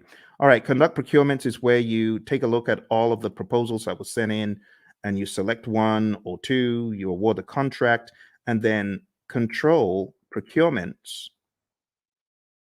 This is where you are checking to ensure that the vendor, the seller actually did what they promised. You want to make sure that they are delivering. You want to make sure that they are on time. You want to make sure, as one of my students said, hey, my client just showed up and we do interior for airplanes and they just showed up to do an audit. That's control procurement. You want to make sure that the seller is really upholding the quality. And the funny thing is they weren't, because, some of these folks, they want to show off to their friend, like, oh, you need to take a look at this aircraft that we're refurbishing. So unfortunately, on that day, one of them brought his buddies into to the workplace. Bad move because the customer showed up. All right, let's finish this off. All right, last but not least, we have stakeholder. So over here, we have identify stakeholders. This is the only one that you have in the initiating process group. And then we have plan stakeholder engagement. And then we have, after you've planned how to engage a stakeholder, then we have manage stakeholder engagement. This is where you're actually engaging your stakeholder, speaking with them, communicating with them, working with them. And last but not least, we have monitor stakeholder engagement. Okay. And my friends, that's it. I just showed you. Please give me a round of applause. Give me a round of applause, please, please, please. I think I deserve it because I've done what a lot of instructors won't do. I took you through the entire Agile curriculum. I've taken you through PMBOK 7, principles, domains, and boom, now I took you through PMBOK 6. PMBOK 6. Do you know how much time that would have taken to go through these books alone? Do you know what that would have taken? We went through this, we went through this, and we went through this. All in 1.5 hours. Please give me a round of applause. I need some likes. Like, please, please help me, help me. I know some people think, why is he asking for likes? I need your likes. I can't do this alone. I'm trying to help the world get PMP certified. You need to remember where I'm coming from. On my PMP exam, question 20. Do you know what the time was? Question 20. I was 1 hour in to my exam on question 20. Think about it. If this exam has 180 questions and this guy's only done 20, how many hours does he need to finish the exam? The wise people would say 8 more hours. You're correct. It was a disaster. I had only gotten to question 20, 1 hour in. And this is a very good example of how not to take the exam. Don't take the exam saying, oh, I've got to answer this. I'm going to use all the time I can to answer this one question. No, don't do that. Don't do that. I was spending 3 minutes a question. How foolish. Instead of me to go with my gut and just keep mowing them down, just keep going. Even if you feel they're not right, you don't have the luxury of time. I've had a lot of students who say, Phil, I was shocked. I ran out of time. Normally, before I got into the exam, I was killing all of my mock exams. Of course, because the stakes are higher. Your brain is going to be working differently. You're going to be working differently. So don't try that stuff that you do at home on the real exam, okay? Which is why I say roll up your sleeves and go to a test center, smell the coffee. It'll kick in. It'll kick in. Just drink the coffee, but smell the coffee because you realize the stakes are high. Long story short, after 1 hour, I started writing my eulogy of the PM slain in the Battle of PMP. The PMP who tried his best, the PMP aspirant, the PMP wannabe who tried his best. Phil tried his best, but alas, he was slain at the Battle of PMP. Why was he slain? He didn't have his weaponry right? So I was crafting my eulogy until a conspiracy theorist gremlin pounced on my shoulder. And I'm grateful for that conspiracy theorist gremlin.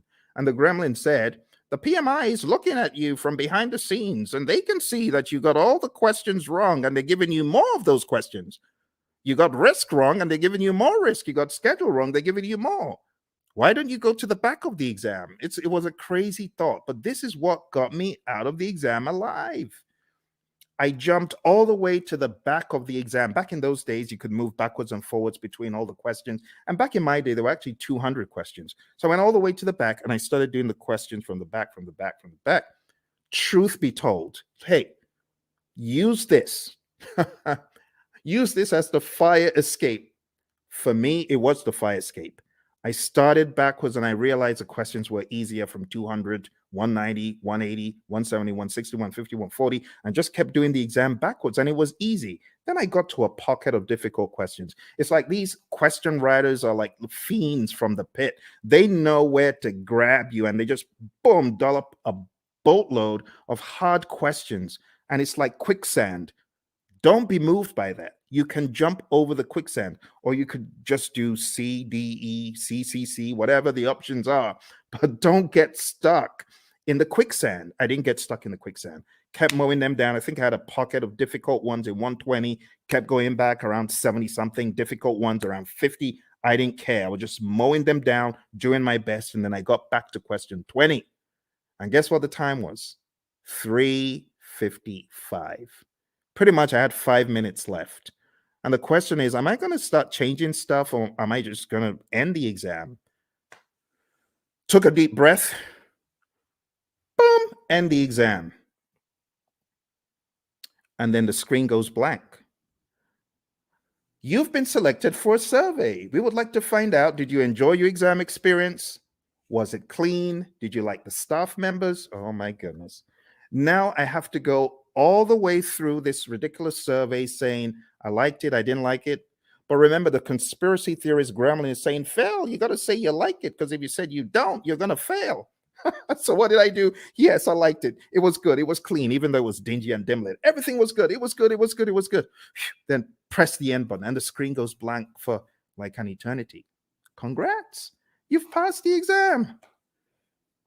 Talk about being chased by, you watch those TikTok videos of crazy bear out of somewhere in Colorado, those bears. That was me. I felt like I had run from the crazy beast. And that's why I do what I do. Because when I came out of the exam, I promise that if I come out of the exam alive, as I'm writing this crazy exam called the PMP exam, I'm promising if I come out of this thing in one piece, two promises. Number one, I promise I'll never curse the PMI. I won't curse them as I always have been. And number two, I promise I'll tell everyone anything in the world that moves. I'll tell them this exam crazy. Crazy exam, crazy exam. That's why I say take no prisoners. Do everything you can before you find yourself in front of that computer monitor. Do everything you can. All right. Final thing we're going to talk about today, my friends. I'm going to show you the PMI's secret sauce for the PMP exam. They have a secret sauce for the exam, and that secret sauce is encapsulated in a document. And the document is simply called PMP Exam Content Outline. I'm going to put that in the link so that you can download it and read it.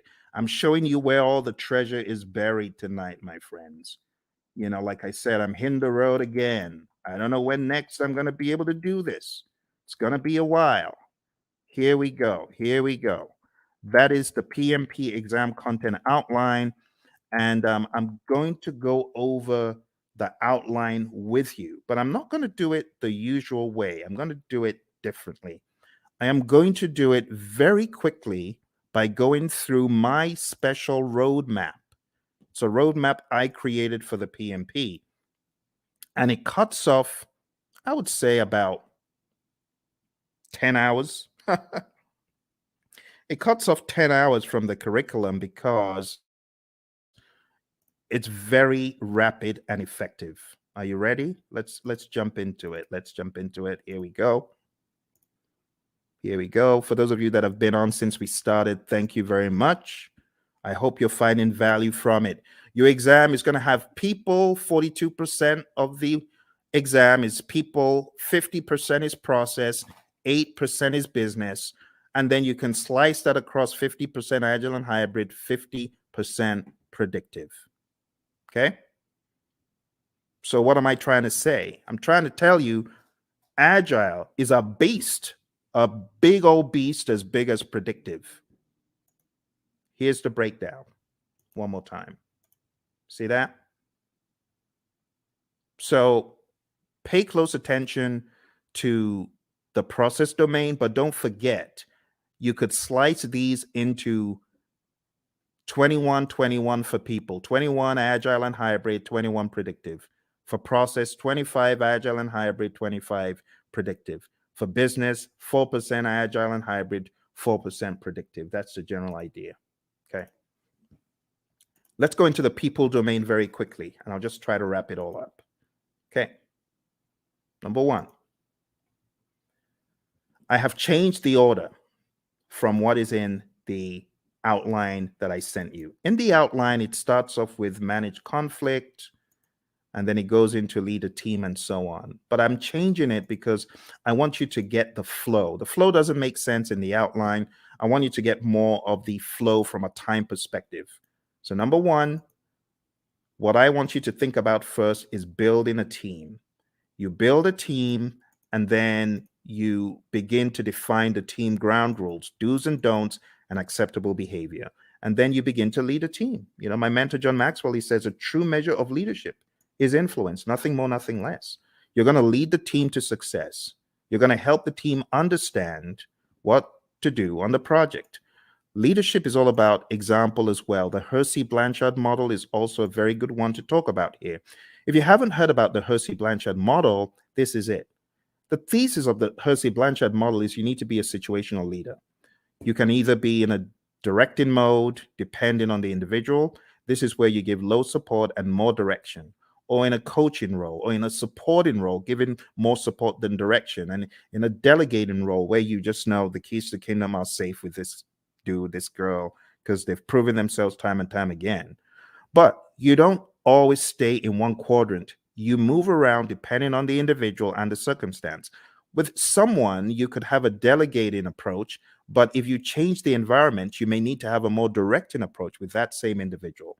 And that's the general idea. The other thing that you really need to know for your exam is the 5 stages of team development: the forming, storming, norming, performing, and adjourning. This will help you on the questions. There's also subtle lingo used. So when it comes to forming, the team members are independent. When it comes to performing, the team members are interdependent. So you got to understand PMI's lingo when it comes to these. I would say it's worth checking how they discuss the 5 stages of team development, or Tuckman's ladder, Bruce Tuckman's ladder. Also, as part of your journey, know the 10 tenets of servant leadership: listening, empathy, healing, awareness, persuasion, conceptualization, foresight, stewardship, commitment to growth of people, and building community. You already know the PMI isn't going to do this in parrot fashion, but you do need to be very comfortable with the narrative. Also, for the people domain, you need to understand the Thomas Kilmann conflict mode instrument. There's no image of this in the PMBOK guides, any publications from PMI, but you need to realize that you could be somewhere in the middle as far as your approach to conflict, or you could be very forceful to get your way, or you could be in a collaborative problem solve mode, which means you're assertive about your needs and the other person's needs. You could be in the avoid or withdraw mode, or you could be in the accommodate or smooth mode. The accommodate or smooth means you're more focused on the person's needs than yours. Avoid or withdraw means you don't care about yours or the other person's needs. You just want to escape. And that's okay. But avoid or withdraw is not the end. You could be back. You could be back with some additional backup. It depends. Okay. So there they are again. The Thomas Kilmann conflict mode instrument, PMBOK 6, page 349. If you're in PMBOK 7, it's talked about differently. It's kind of wonky because it kind of went off something else instead of sticking to the Thomas Kilmann conflict mode instrument itself. This is what I would recommend, though, for your exam prep. Okay. So going back, we've talked about 6, 12, and 2. The other things you need to know for your exam: definitely understand how you as a leader should build shared understanding. Then we go to task 5, ensuring team members and stakeholders are adequately trained, which is a no-brainer. Number 13, mentoring relevant stakeholders. Whether you're the scrum master or the project manager, you should mentor. Empower team members and stakeholders. Manage conflict. This is where the whole conflict dialogue now comes in. Number 11, engage and support virtual teams. Understand the concept of the fishbowl window. Number 9, collaborating with stakeholders. Number 7, addressing and removing impediments, obstacles, and blockers. Number 3, supporting team performance through the application of emotional intelligence. Number 14, I beg your pardon, promoting team performance through the application of EI. And number 8, negotiating project agreements. Now, 3 and 14 are very close. Supporting team performance and promoting team performance, they're very similar. Supporting the team means you're there for them, you big them up in a meeting, you don't throw them under the bus. Promoting team performance through the application of EI is different. This means you are emotionally intelligent. Emotional intelligence means you're able to control your emotions, bridle your emotions, and you're also able to influence the emotions of others. And that's the people domain very succinctly. Okay. As easy as ABC. But don't forget, in the document I sent you, every one of these is broken down into smaller enablers. I would recommend going through the PDF that I put in the chat. That will help get you to excellence in this. Okay? Let's move on to the process domain. Before we get to the process domain, I really want to accentuate a couple of tools. Okay? The stakeholder power interest grid is big. Make sure you understand that before your exam. You could have the power interest grid, the influence impact grid, and other allotropes of it, and understand the planned stakeholder engagement process. This is where we have our stakeholder engagement assessment matrix. I call it the SEAM. This is where you have your current state of the stakeholder, and that is your desired state. They're currently unaware. You want them to be supportive. The question for your team then becomes, how do I get Bob from an unaware stakeholder to supportive? What are the actions that we need, right? And those are the actions that you got to discuss. So this is a great conversation piece for the real world as well, okay? In the task of collaborating with stakeholders, in which process do you build trust and gain support from stakeholders? What do you think? A, B, C, or D? All right. I'll go quick. So the answer to this, my friends, is where you are communicating with the stakeholders and working with them. And therefore, the best answer is manage stakeholder engagement. You won't get questions like that on the exam because those are very prescriptive to process name, but still you could get the process names expanded upon and camouflaged. So you do need to know what you're doing in each process. Here's another one. On your Agile project, when facilitating a meeting with stakeholders, it is critical to do what? Is it hold the meeting in person? Is it develop and distribute an agenda prior to the meeting? Is it bring snacks?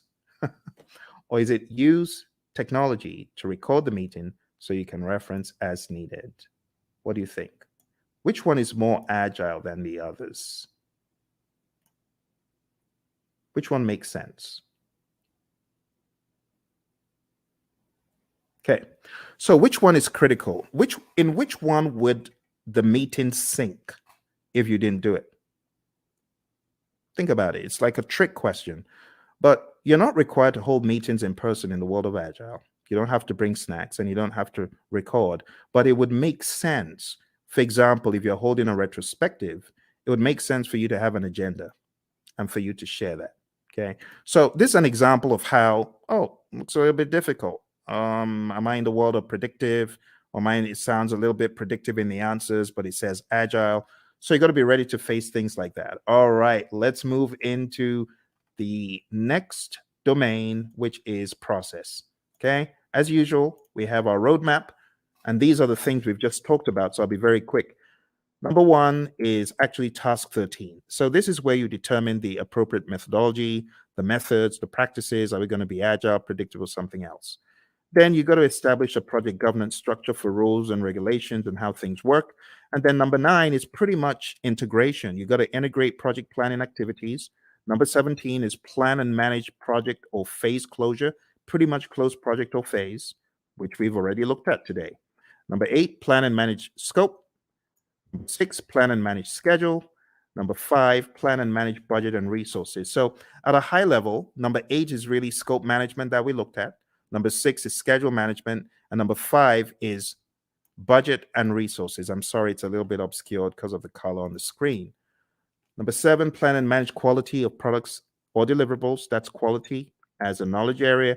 And all of these also double in the world of Agile. Don't forget. Number 3, assess and manage risks. We've taken a look at that. Number 12, procurement management, pretty much. Number 1, execute the project. Now we can execute the project. After you've done all that planning, now you execute with urgency to deliver business value. Number 16, ensure knowledge transfer for project continuity. Make sure that you're transferring the knowledge, because if that person leaves, what's going to happen? That needs to be your question. All right, manage project issues, have an issue log. Make sure you chase those impediments as vehemently as possible before they eat you alive. So we talk about impediments, obstacles, and blockers. So the question is, what is the difference between an impediment, an obstacle, or a blocker? And the answer is an impediment slows you down. An obstacle is in the way. Now you can go around it, you can go over it, but when it comes to a blocker, you're stuck in your tracks. You're stopped. That's really bad. They're all bad, but blockers are the worst because they just stop you in your tracks. You can't move. When we talk about managing project issues in the world of predictive, all of those things are in your issue log. You got to go after them. Manage project changes just means manage changes using your change management plan. Your configuration management plan must also be considered. This is manage project artifacts. 3 artifacts in Agile. Who remembers?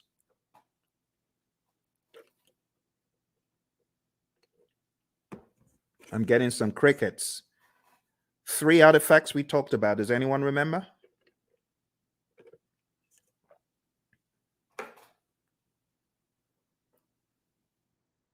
Hello? Everyone's quiet. Okay, I don't bite. All right, so the artifacts I was looking for from the world of Agile is your product backlog, your sprint backlog, and your increment or PSI. In the world of predictive, I was expecting the baselines and the plans pretty much. They're possible artifacts. We could also say our burn charts are artifacts from the world of Agile and things such as that. There are other things we could include. All right, managed communications is the next one. Pretty much managed communications, the communication knowledge area, and then engage stakeholders, pretty much the stakeholder management knowledge area that we've taken a look at. Okay, Don't forget, there's some really important stuff in the Agile Practice Guide as far as the incremental agile predictive iterative mantra, knowing when one is better than the other. So if there's a low degree of change, but there's a high frequency of delivery, it's incremental, stuff like that. This image is going to help you master. Again, know your Scrum, know your Scrum, know your Scrum inside out. Read the Scrum Guide. Make sure you go to scrumguides.org. As I recommended earlier, read it, go through it, go to Ken Schwaber's website, scrum.org, and make sure you take some of his Scrum basic assessments. They will really help you get very firm in Scrum. And don't forget the PMI's Agile Practice Guide, page 18, table 3-1. This is a table that you do, in my mind, absolutely need to know before your exam. And when it comes to the world of risk, just understand that risk can be positive or negative. Like in this image, we have, okay, the mouse gets the cheese. Well, that's a positive risk. Or the trap gets the mouse. Okay, it's a negative risk. But from whose perspective? From the perspective of the mouse. But what if we're talking about the homeowner? From the homeowner's perspective, what if the mouse gets the cheese? That's negative. So you always have to put on your perspective hat. Speaking of hat, the mouse is wearing a hat. So what strategy has the mouse adopted from this? Well, the answer would be mitigate.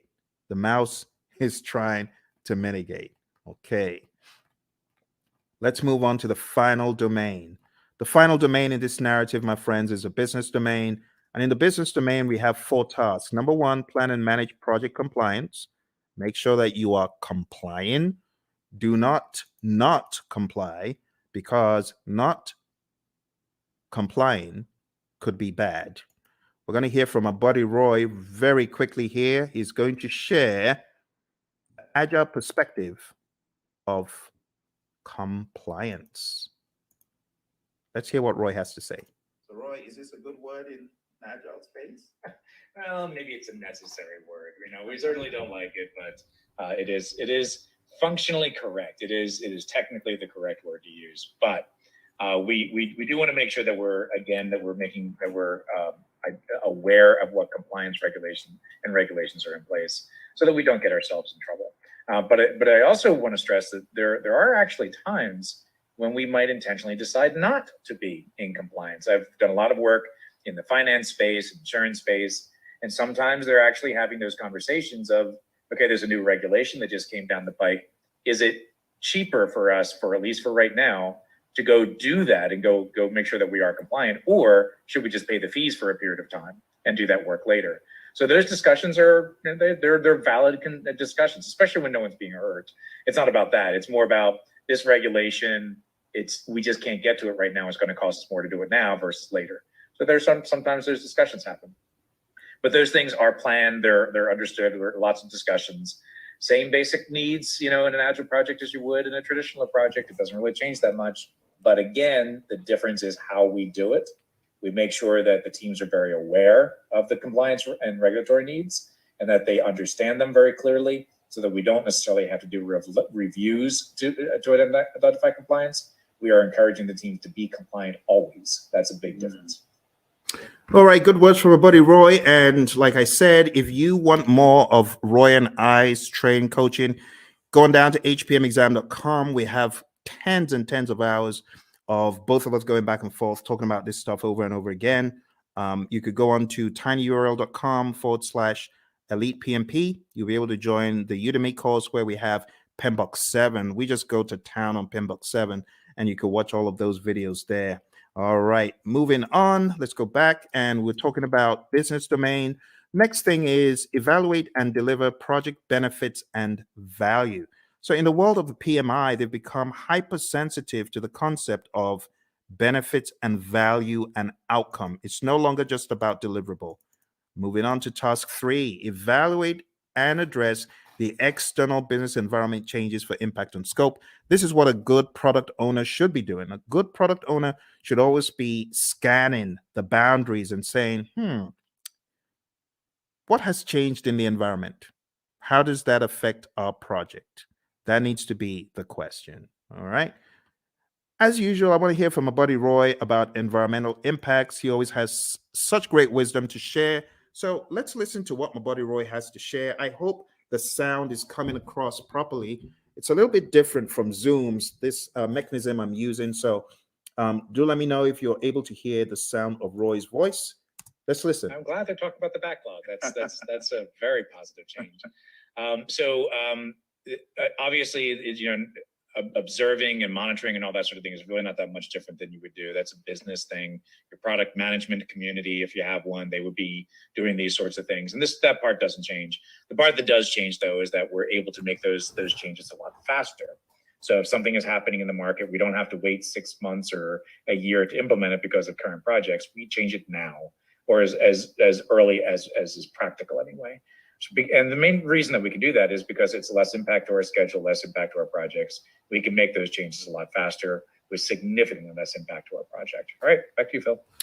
All right, awesome stuff from our buddy Roy. So now you understand the concept of the environmental changes and their impact on scope. We've got one more, and we're going to be done for the night. We're going to be done. So here's your last chance. Type in any questions you have. I'm sorry if you are typing in questions and I'm not seeing them. This is a different platform, so even though it's live, I am unable to see if you have chatted in anything. It's not coming through. You might want to go to LinkedIn and try, because a few moments ago, Lawan was chatting in and it did work for her on LinkedIn.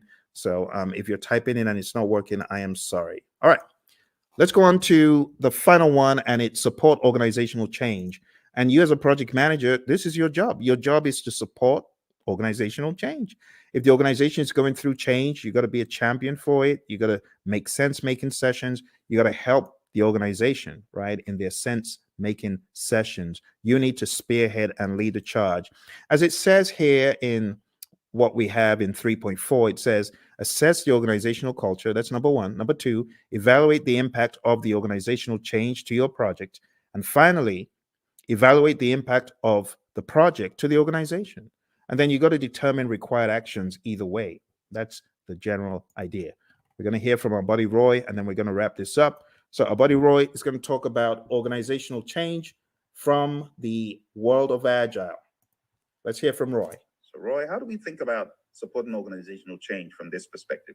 Yeah, this is huge in the Agile space. And the main reason is to enable Agile to work properly, you need to change the organizational culture. It has to happen. To support things like, experimentation and the ability to fail and removing impediments as quickly as possible. All of these things may be contrary to the way that your organization is set up and contrary to the culture. So as project managers, as scrum masters, you need to be evangelists and champions of the process and encourage that change by educating your leaders, educating your business partners, your stakeholders, making sure they really understand what this is all about.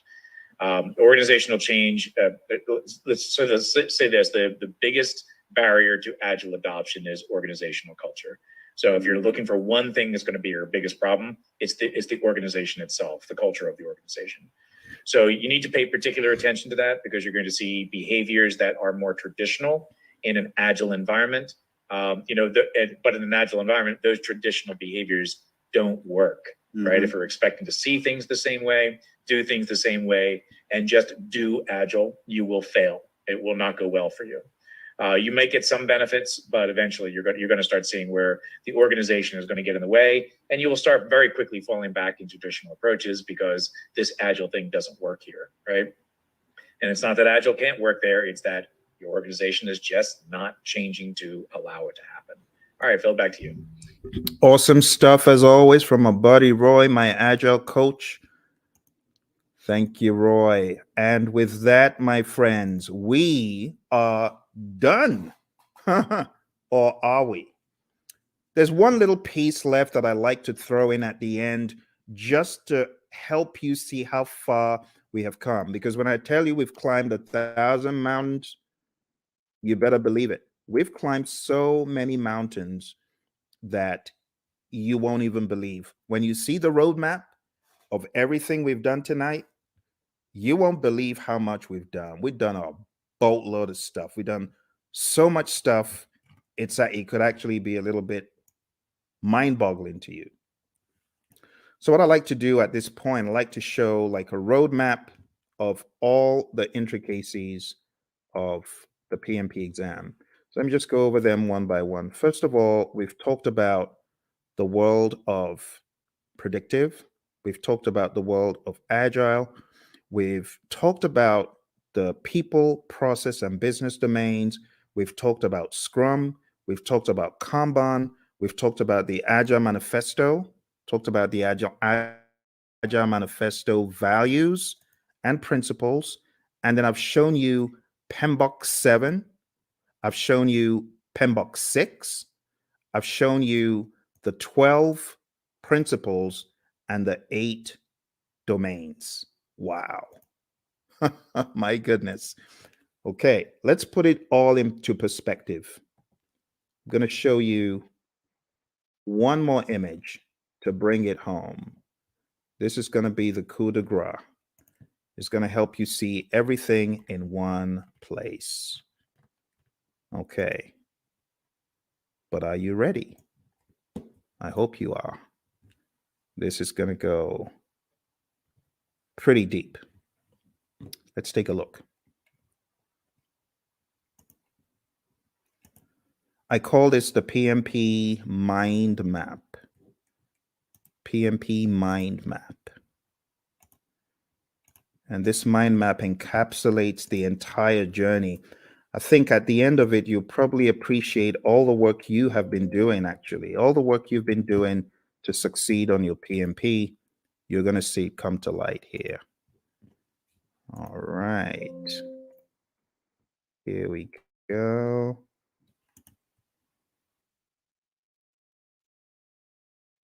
PMP mind map. You might have seen a video where I talked about this in the past, but it's always new because of the enormity of what we have done tonight. You ready? Okay. You take myself off the screen so that you can see it. All right. So we've talked about everything here in the world of Agile. See that? Let's zoom in.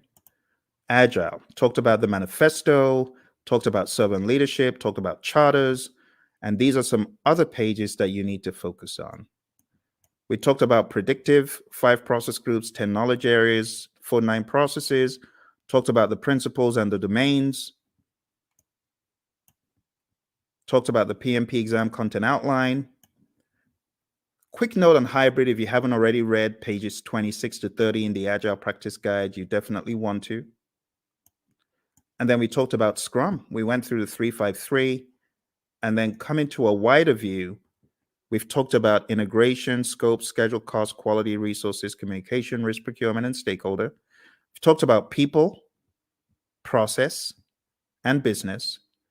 And then we've talked about some auxiliary things. I told you about my experience on the exam. You got to manage your time. I told you definitely take it at a test center. I wouldn't advise taking it at home. Bad things happen to some people who take it at home. Some people are able to escape unscathed, but trust me, when it happens, when the flying monkeys come out, it's no fun. And I know a lot of people who have encountered the flying monkeys. Get enough sleep for your exam and definitely do a lot of scenario-based tests. If you haven't taken my 200 question test, which you can find, actually, I've got 200 question tests on YouTube. If you haven't taken them, I highly advise that you do. I'm going to put them in the chat. Do that. So, well, my friends, thank you very much for joining me. I appreciate it. You take care, and don't forget, check out all the links, hpmexam.com, tinyurl/elite PMP, and tinyurl.com/elite CAPM. All right? You take care. All the very best.